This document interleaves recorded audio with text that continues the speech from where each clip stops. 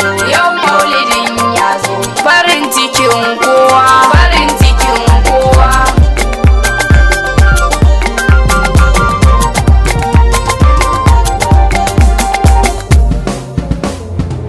Murna muke ana fara yau maulidin ya zo, farin ciki idan an yaba annabin kowa, ana ta yaɗa ƙaunarsa muna ta jin daɗi. Murna muke ana fara yau maulidin ya zo, farin ciki idan an yaba annabin kowa, ana ta yaɗa ƙaunarsa muna ta jin daɗi.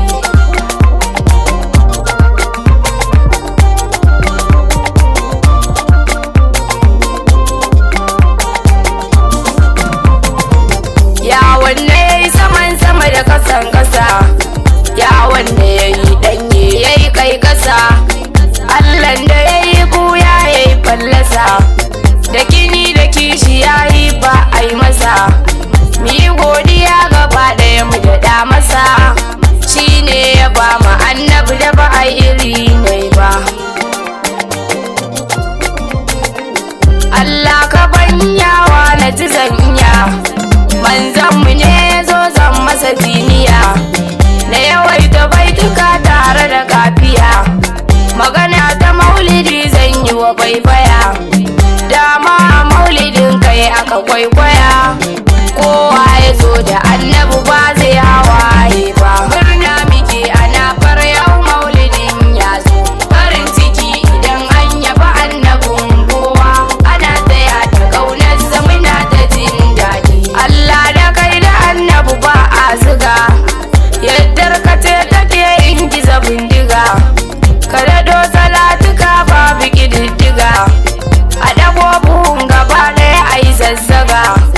ni ma ka ban fusaha na yi maziga, aikin da babu ƙaunar ka ba za a karɓa ba. Allah ka bani ilhama mai yawa, ni ma ka kai ni filin da ake zuwa, ka tsare ni kankanin sharri da mai yawa,